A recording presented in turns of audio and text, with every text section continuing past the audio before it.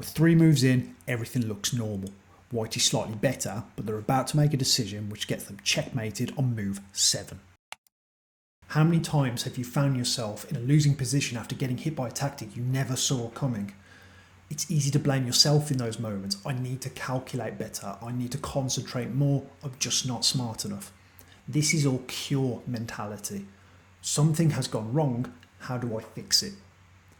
But what if there is an easier way?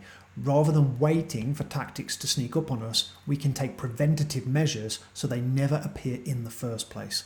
Prevention is better than the cure. In this series, we're talking about red flags. Red flags are not tactics. They are warning signs that tactics are approaching and it's time to act. Here's today's red flag. Enemy pieces in your half of the board. When a piece enters your territory, make it your top priority. Let's take a look at one of the most common opening positions in all of chess. There's nothing out of the ordinary here. White is slightly better, as you'd expect. Now, black plays knight d4 and asks you a question. Do you want the pawn on e5? You ask yourself, was that a blunder? Is black setting a trap? How am I supposed to know? I'll just take it and see what happens. Does that thought process sound familiar to you?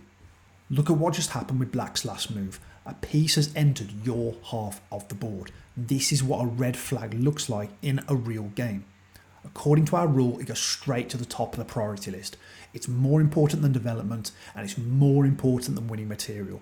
There is an invader in your territory, and nothing else matters until it's gone.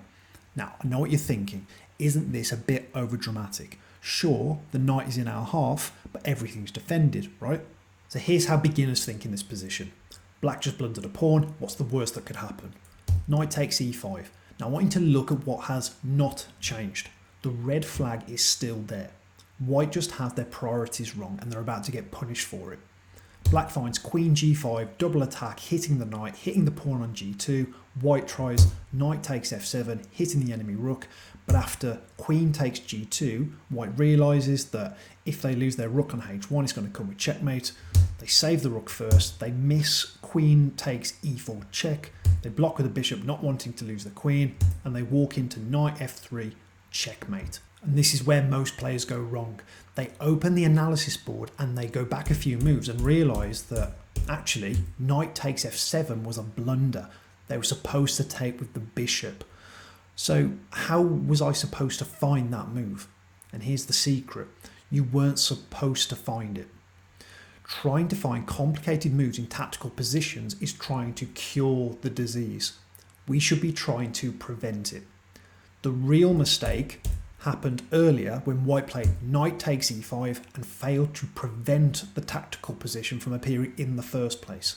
They ignored the red flag. Prevention is better than the cure.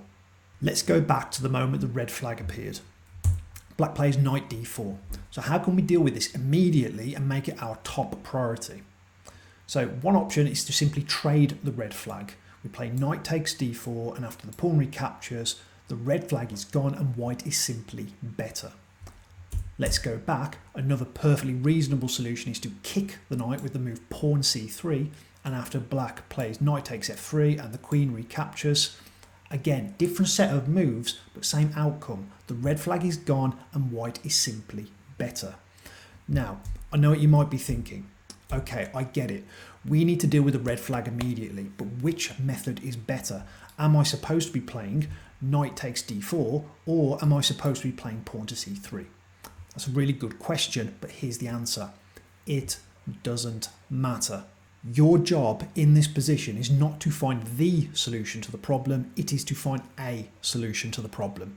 Both of these moves remove the red flag, so they are both correct. The only incorrect move in this position is one which ignores the red flag. Let's summarise the main idea. When an enemy piece enters your half of the board, it goes straight to the top of your priority list. At that point, your job is not to calculate tactics, it is not to make long-term strategic plans, your job is to deal with the red flag. At this level, chess is not about finding the best move, it is about solving problems. In this video, we looked at red flags where a piece physically enters your half of the board. Next time, we'll look at pieces which are not physically in your half, but are controlling squares in your half as though they were. Those are red flags too. There are other red flags. Each one has its own method for dealing with it. But if you take just one thing from this video, let it be this. When a problem appears on the board, deal with it first. Everything else can wait.